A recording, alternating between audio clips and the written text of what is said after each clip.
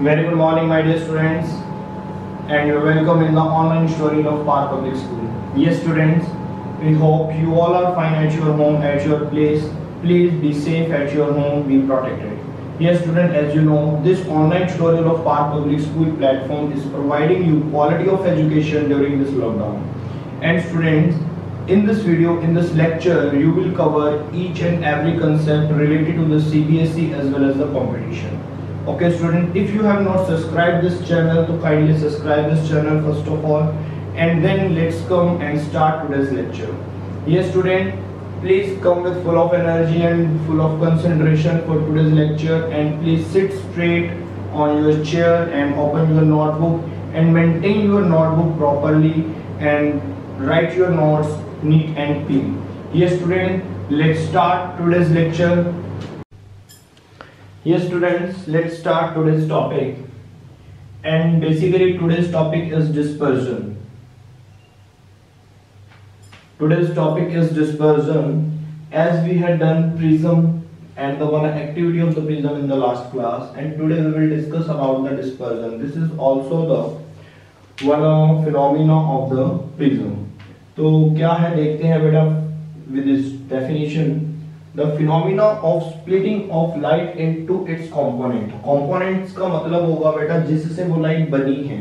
हम सब जानते हैं कि जो व्हाइट लाइट होती है, बेसिकली जो सनलाइट होती है, जिसको हम व्हाइट लाइट बोलते हैं, ये नहीं है कि जो हमने अपने रूम के अंदर एलईडी ऑन किया हुआ है वो व्हाइट लाइट है, नहीं, that is called the moon light. वो मून लाइट होती है, ठीक है, बट हम मून लाइट को व्हाइट लाइट नहीं मानते.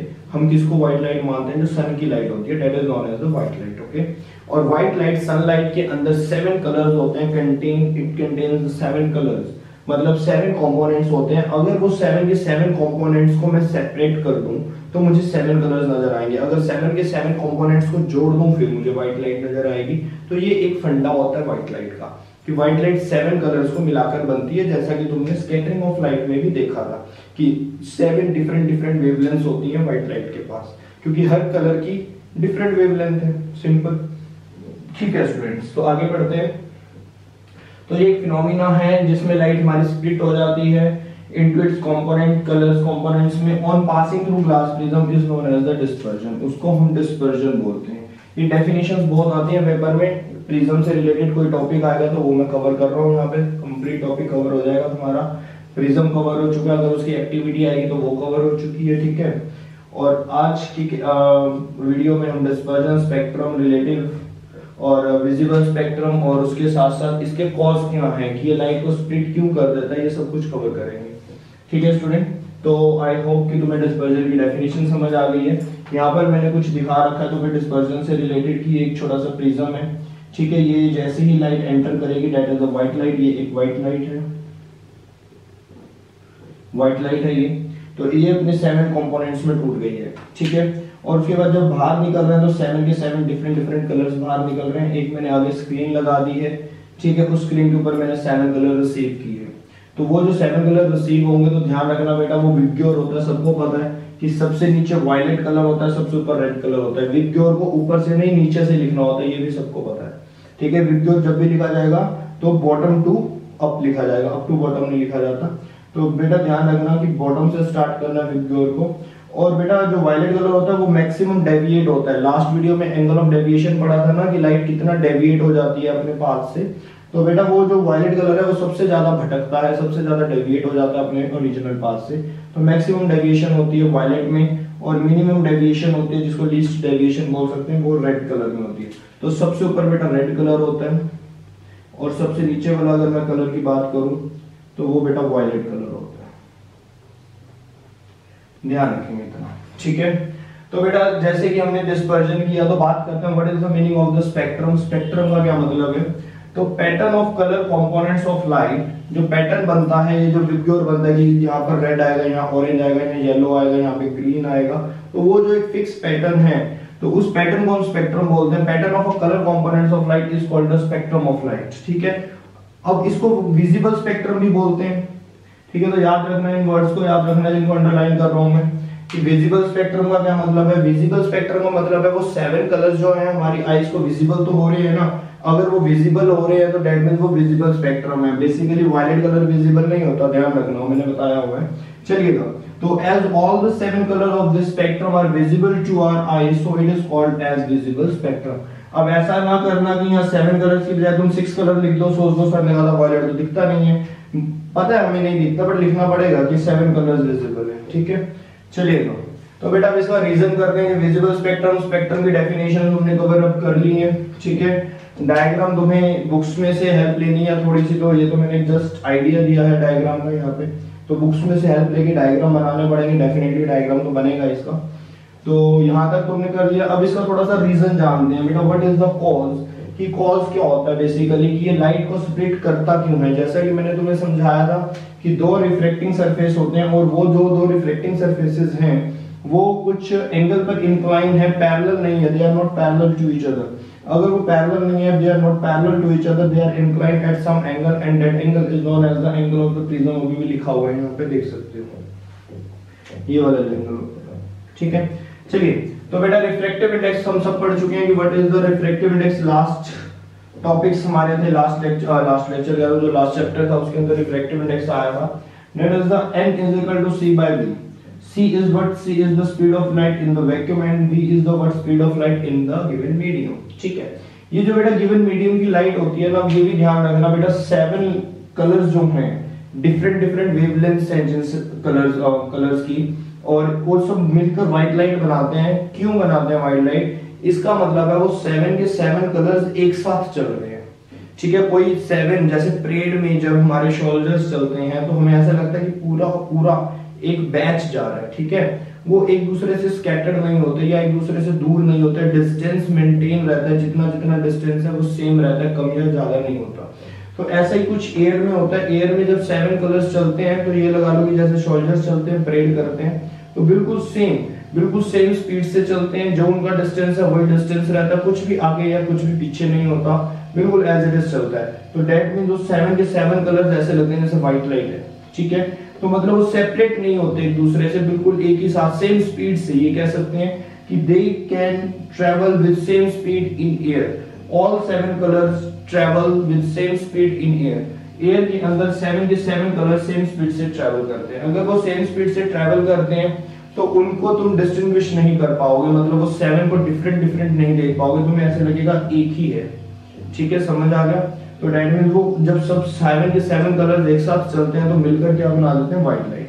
अगर मैं इन 7 के 7 कलर्स को आगे पीछे कर दूं, इनको मिलने ही ना दूं आपस में, अगर ये मिल ही नहीं पाएंगे तो व्हाइट लाइट नहीं बना पाएंगे। लेकिन इनको आगे पीछे करने का मतलब है कि इनकी स्पीड को चेंज करना पड़ेगा, किसी को फास्ट चलाना पड़ेगा, किसी को स्लो चलाना पड़ेगा, तभी वो सारे एक दूसरे से सेपरेट हो पाएंगे, उनके बीच में डिस्टेंसेस मेंटेन होंगे, वो एक दूसरे में मिक्स नहीं होंगे। अगर वो मिक्स नहीं होंगे तो व्हाइट लाइट नहीं बनेगी। फिर कौन सी लाइट बनेगी, फिर हम कहेंगे वो जो से भी कलर है वो अपने अपने रूप में तुम्हें नजर आएंगे। अगर ग्रीन है तो ग्रीन नजर आएगा, येलो है तो येलो नजर आएगा।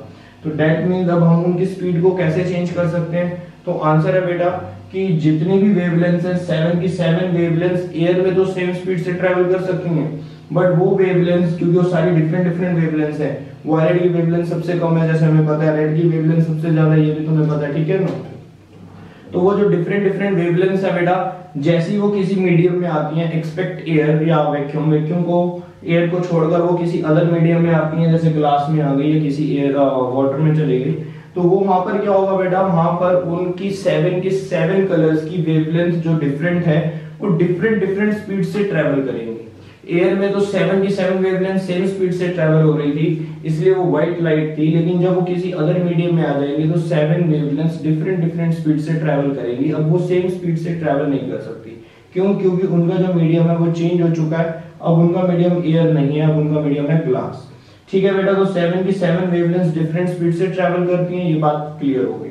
अगर हम कहते हैं कि 7 के 7 कलर्स की स्पीड, वेवलेंथ का मतलब है कि कलर्स की तो वेवलेंथ है ना, तो जैसे रेड की वेवलेंथ कुछ है, वायलेट की कुछ है, ऑरेंज की कुछ है, तो सबकी स्पीड्स भी डिफरेंट हो जाएंगी, क्यों, इनकी वेवलेंथ डिफरेंट है। तो डिफरेंट वेवलेंथ होने के कारण किसी अदर मीडियम में वो डिफरेंट स्पीड से ट्रेवल करती हैं। अगर वो डिफरेंट स्पीड से ट्रेवल करती हैं तो सेम प्रिज्म, सेम ग्लास, उन सबके लिए एक ही रिफ्रैक्टिव इंडेक्स शो नहीं कर सकता। समझना इस चीज को। मैं कहता हूं what is the refractive index of the glass. जब मैं बात करता हूं ना refractive index of the glass, तो वो मैं बात करता हूं बेटा व्हाइट लाइट के लिए। जैसे हमने क्वेश्चंस करे थे ना, रिफ्रैक्टिव इंडेक्स ग्लास का भी निकालते थे, वाटर का भी निकालते थे, तो अब मैं अगर बात, तुम सोचते हो कि ग्लास का रिफ्रैक्टिव इंडेक्स तो सेम होगा, वो चेंज नहीं होगा, तो ठीक है वो व्हाइट के लिए चेंज नहीं होगा, लेकिन 7 के 7 कलर्स के लिए ग्लास का रिफ्रैक्टिव इंडेक्स 7 टाइम चेंज होगा। रेड के लिए रिफ्रैक्टिव इंडेक्स कुछ होगा, वायलेट के लिए रिफ्रैक्टिव इंडेक्स कुछ होगा, ऑरेंज के लिए कुछ होगा, ब्लू के लिए कुछ होगा, ग्रीन के लिए कुछ होगा। तो दैट मींस बेटा रिफ्रैक्टिव इंडेक्स क्यों चेंज हो रहा है, तो हम कहेंगे रिफ्रैक्टिव इंडेक्स कैसे चेंज हो सकता है, इसकी तो वेलोसिटी चेंज हुई थी। किसकी वेलोसिटी चेंज हुई थी, हम कहेंगे 7 के 7 कलर्स की। एयर में तो वेलोसिटी सेम थी, पर प्रिज्म में आते ही 7 के 7 कलर्स की वेलोसिटी डिफरेंट हो गई। क्यों, क्योंकि इनकी वेवलेंथ डिफरेंट थी, तो डिफरेंट वेवलेंथ्स के रिस्पेक्ट में इनकी वेलोसिटीज डिफरेंट आई। तो हम कहेंगे ठीक है, अगर वेलोसिटी चेंज हो रही है तो दैट मींस हमारे यहाँ पर रिफ्रैक्टिव इंडेक्स चेंज हो सकता है। कैसे, रिफ्रैक्टिव इंडेक्स का फार्मूला होता है बेटा C/V। अगर V चेंज होगा तो रिफ्रैक्टिव इंडेक्स तो भी चेंज होगा। मान लो वेलोसिटी जो वायलेट की है, जो वायलेट की वेलोसिटी है वो सबसे ज्यादा है, तो वायलेट की वेलोसिटी अगर सबसे ज्यादा होगी तो उसका रिफ्रैक्टिव इंडेक्स सबसे कम होगा, लेकिन ऐसा होता नहीं है, वायलेट की वेलोसिटी सबसे कम होती है। ठीक है, क्यों, जिसकी वेवलेंथ सबसे छोटी होती है उसकी वेलोसिटी सबसे कम हो जाती है। तो वो, क्योंकि तुम्हें पता ही है ना कहीं फिर वही स्कैटरिंग वाला फिनोमेना लग जाता है, बट यहाँ एक्चुअल में स्कैटरिंग वाला नहीं है अगर देखा जाए तो, जस्ट तुम्हें एक आइडिया दे रहा हूँ। ठीक है, तो बेटा यहाँ पर अगर मैं बात करता हूँ वायलेट की, तो वायलेट की वेवलेंथ सबसे कम होने के कारण उसकी वेलोसिटी सबसे कम होती है, वेलोसिटी सबसे ज्यादा होती है। अगर वेलोसिटी सबसे ज्यादा होती है तो उसके लिए रिफ्रैक्टिव इंडेक्स सबसे कम होगा या ज्यादा होगा। सॉरी मैं उल्टा बता रहा हूँ, ये तुम्हें भी ध्यान रखना पड़ेगा, कंफ्यूजन हो जाती है। क्या कंफ्यूजन हो जाती है कि जो वायलेट है, ये ध्यान कैसे रखा जाएगा, कुछ ध्यान नहीं रखना होता, विबग्योर को ध्यान रखना होता है। वायलेट सबसे नीचे से स्टार्ट होता है, बस हमें ये पता होना चाहिए। सबसे नीचे से स्टार्ट होने का मतलब उसका एंगल सबसे शार्प है, उसका एंगल ऑफ डेविएशन सबसे ज्यादा है, और एंगल ऑफ डेविएशन ज्यादा होने का मतलब उसकी बेंडिंग सबसे ज्यादा हुई है, और सबसे लीस्ट बेंडिंग हुई है रेड की। ठीक है, सबसे ज्यादा बेंडिंग वायलेट की हुई है। सबसे ज्यादा बेंडिंग होने का मतलब हमने पढ़ा था ना कि उसी की ज्यादा बेंडिंग होती है जिसकी स्पीड ज्यादा कम हो जाती है। वीडियो में पढ़ा था ना क्लास के अंदर, जब मैं तुम्हें रेक्टेंगुलर ग्लास लेवल वाले क्वेश्चंस करवाता था तो तुम्हें मैं बताता था कि जिसकी स्पीड ज्यादा कम होगी उसकी बेंडिंग टुवर्ड्स द नॉर्मल ज्यादा हो जाएगी। ठीक है, और दूसरा मैं बताता था कि जोन से मटेरियल का रिफ्रैक्टिव इंडेक्स ज्यादा होगा उसके अंदर बेंडिंग भी ज्यादा होगी। सिंपल है ना। तो रिफ्रैक्टिव इंडेक्स ज्यादा कैसे हो सकता है, तो यहाँ पर सोचकर देखना कि वायलेट की बेंडिंग सबसे ज्यादा हुई है, तो दैट मींस वायलेट के लिए इस ग्लास प्रिज्म का रिफ्रैक्टिव इंडेक्स सबसे ज्यादा रहा होगा। सबसे ज्यादा रिफ्रैक्टिव इंडेक्स रहा होगा ग्लास प्रिज्म का वायलेट कलर के लिए, तो इसलिए उसकी बेंडिंग सबसे ज्यादा होगी, उसकी डेविएशन, एंगल ऑफ डेविएशन सबसे ज्यादा होगा, मैक्सिमम डेविएशन हुआ वायलेट के अंदर। तो रिफ्रैक्टिव इंडेक्स ज्यादा कैसे हुआ होगा, अगर मैं इस फॉर्मूले के ऊपर आ जाता हूँ, रिफ्रैक्टिव इंडेक्स ज्यादा होने का मतलब है वेलोसिटी कम होना। तो वायलेट की वेलोसिटी सबसे लीस्ट होगी, सबसे कम होगी, लेस वेलोसिटी मिलेगी तुम्हें वायलेट की। वेलोसिटी कम होने जिसमें छोटी वेवलेंथ के साथ वेलोसिटी भी कम हो जाएगी, तो वेलोसिटी कम होने के साथ साथ रिफ्लेक्टिव इंडेक्स बढ़ जाएगा। अगर मैं रेड कलर की बात करता हूं तो बेटा रेड कलर की अगर मैं विबग्योर को चेक करता हूं तो मेरा रेड सबसे ऊपर आता है। सबसे ऊपर आने का मतलब है उसकी डेविएशन सबसे कम हुई है। डेविएशन कम हुई है तो इसका मतलब जो रिफ्लेक्टिव इंडेक्स रहा होगा ग्लास का रेड कलर के लिए वो सबसे कम रहा होगा, क्योंकि कम बेंड हुआ, रेड कलर सबसे कम बेंड हुआ, तो दैट मींस जो ग्लास का रिफ्लेक्टिव इंडेक्स होगा फॉर रेड कलर वो लेस होगा। तो कैसे लेस होगा, इसका मतलब रेड कलर की वेलोसिटी ज्यादा होगी, वो तो हमें पता है ना, वेवलेंथ ज्यादा होती है तो वेलोसिटी बढ़ जाती है, डिस्टेंस ट्रैवलिंग कैपेसिटी बढ़ जाती है। तो ठीक है बेटा, तो वेलोसिटी सबसे ज्यादा होगी हमारे रेड कलर की। वेलोसिटी सबसे ज्यादा होने के कारण उसका रिफ्रैक्टिव इंडेक्स सबसे कम हो जाएगा। रिफ्रैक्टिव इंडेक्स कम होने के कारण उसकी बेंडिंग सबसे कम होगी, और बेंडिंग कम होने के कारण वो रेड कलर सबसे ऊपर रहेगा लीस्ट डेविएशन में। ठीक है, आई होप कि तुम्हें समझ आया होगा कि इसके पीछे फंडा क्या है, कॉज क्या है, इसके सेपरेट होने का। ये 7 कंपोनेंट्स में जो हमारे डिवाइड हो जाते हैं, स्प्लिट हो जाता है, जो व्हाइट लाइट स्प्लिट हो जाती है 7 कंपोनेंट्स ऑफ कलर्स में, तो वो कैसे हो जाती है, क्योंकि हर एक कलर की वेवलेंथ डिफरेंट है और वो वेवलेंथ की वेलोसिटी डिफरेंट हो जाती है किसी अदर मीडियम में एक्सेप्ट एयर को छोड़कर। ठीक है स्टूडेंट, तो इस बिहाफ पे हम उसके डिफरेंट रिफ्रैक्टिव इंडेक्स के बिहाफ पे हम डिफरेंट कलर्स उसके ले सकते हैं। दूसरी हम चालाकी कहां पे कर जाते हैं बेटा, कि अगर मैं कहता हूं कि ग्लास स्लैब तो भी मीडियम, जो ग्लास स्लैब है वो तो भी ग्लास है, जब ग्लास में से व्हाइट लाइट आती है तो वो स्प्लिट क्यों नहीं हो जाती, क्योंकि हमने कहा ना कि एयर में तो वेलोसिटी सेम होती है, बट ग्लास में आते या किसी और मीडियम में आते ही हमारी इनकी वेलोसिटी, जो डिफरेंट कलर्स हैं उनकी वेलोसिटी, डिफरेंट वेवलेंथ्स की वेलोसिटी डिफरेंट हो जाएगी। तो वो काम तो बेटा ग्लास स्लैब भी कर सकता है। क्योंकि ग्लास में आते ही वो 7 कलर्स की वेलोसिटी डिफरेंट हो जाएगी। फिर वो जब बाहर निकलती है लाइट, या फिर ग्लास एक विजिबल स्पेक्ट्रम क्यों नहीं बना पाता, तो आंसर है कि उसके अंदर हम चालाकी नहीं करते। क्या चालाकी नहीं करते, मैंने तुम्हें सबसे पहले बताया था, कल भी बताया था, यहाँ पर दोबारा बताने जा रहा हूं मैं, ठीक है, कि जो ग्लास होता है बेटा, ये इसके जो रिफ्लेक्टिंग सरफेस होते हैं वो पैरेलल होते हैं। पैरेलल का मतलब है कि जो लाइट्स ने बाहर आना है, जैसे कि ये वाली लाइट ज्यादा बेंड हो गई है, ये वाली लाइट कम बेंड हुई है, तो देखो इसका डिस्टेंस ज्यादा ट्रेवल करेगी, ये डिस्टेंस कम ट्रेवल करेगी। जो डिस्टेंस ज्यादा ट्रेवल करने वाली लाइट है, उसकी वेलोसिटी वैसे सेट हो जाएगी।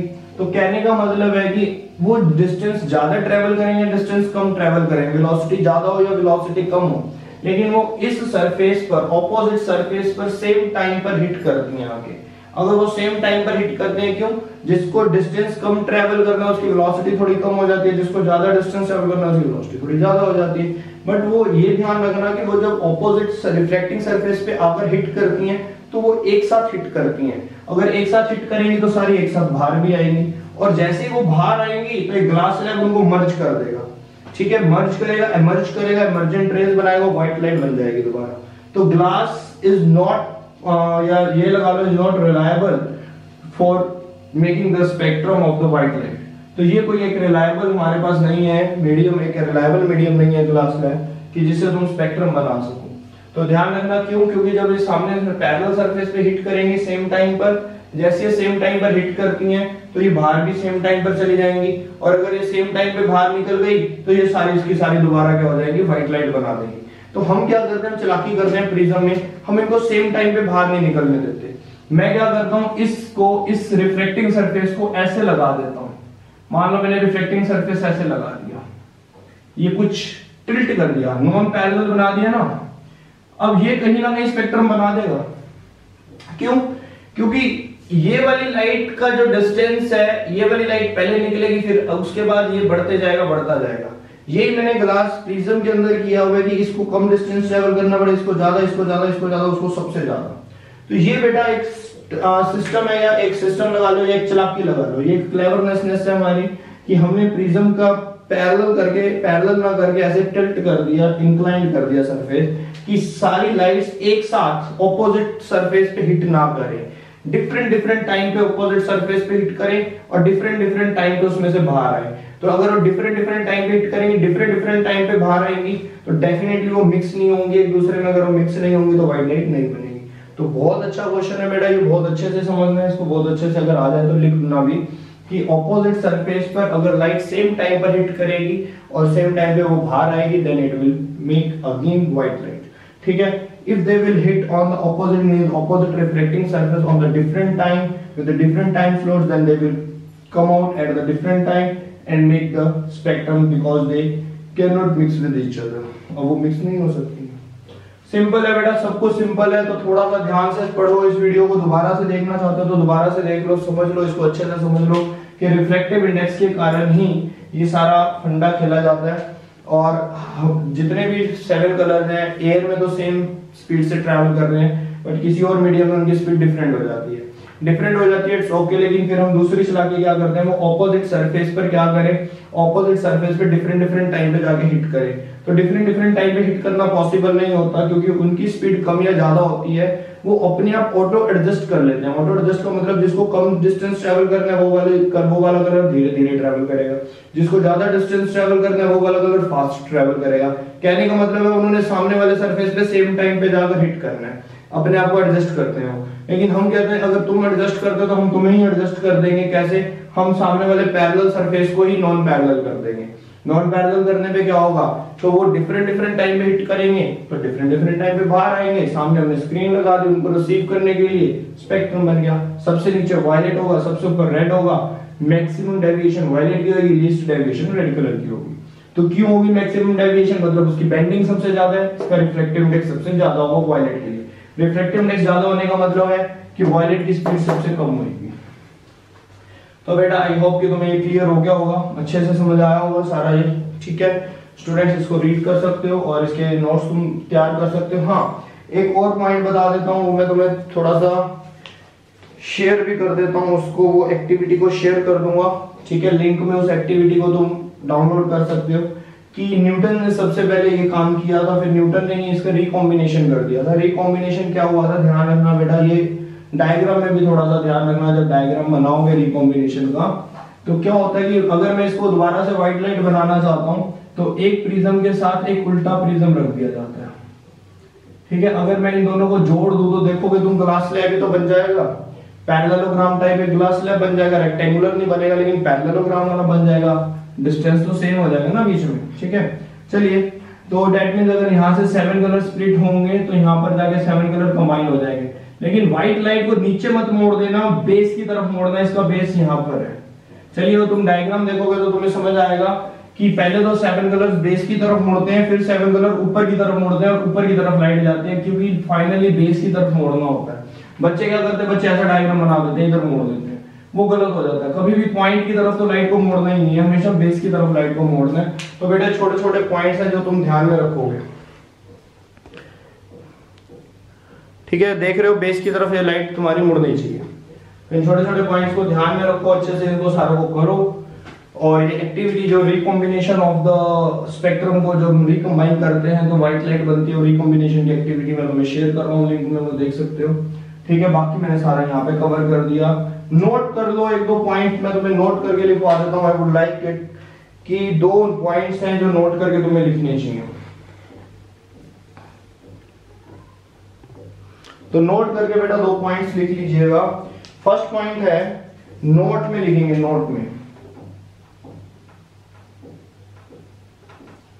में फर्स्ट पॉइंट लिखेंगे बेटा, आई एम रीडिंग, तो तुम फटाफट से लिख लीजिए। Light which has a single wavelength और 1 कलर, जिस लाइट के पास एक ही वेवलेंथ होती है या सिंगल कलर होता है, सिंगल वेवलेंथ होती है, उसको हम मोनोक्रोमेटिक लाइट बोलते हैं। चलिए लिखिएगा इस बार, light which has a single wavelength और 1 colour is called monochromatic light as a sodium light. ये बेटा इसलिए तुम्हें एमसीक्यूज वगैरह आ जाते हैं ना, इसलिए मैं लिखवा रहा हूं, as a sodium light. I hope कि तुम्हें ये क्लियर हो गया होगा, ठीक है। मोनोक्रोमेटिक लाइट मतलब सिंगल कलर की सिंगल वेवलेंथ की लाइट जो मोनोक्रोमेटिक लाइट है, एज अ सोडियम लाइट, उसे सोडियम लाइट कहा जाता है। नेक्स्ट नोट में लिख लीजिए, light which has a more than 1 wavelength, वो लाइट जिसके पास एक से ज्यादा वेवलेंथ हो, more than 1 wavelength is called polychromatic light, is called polychromatic, poly का मतलब बहुत सारे, polychromatic light as a white light। और जैसे कि white light है उसका एग्जांपल white light है, मोनोक्रोमेटिक का एग्जांपल क्या है, सोडियम लाइट, और पॉलीक्रोमेटिक का एग्जांपल क्या है, white light, क्योंकि इसके पास एक से ज्यादा वेवलेंथ होती है, ठीक है बेटा। तो I am done on this topic. चलिए, so all the best students and thank you.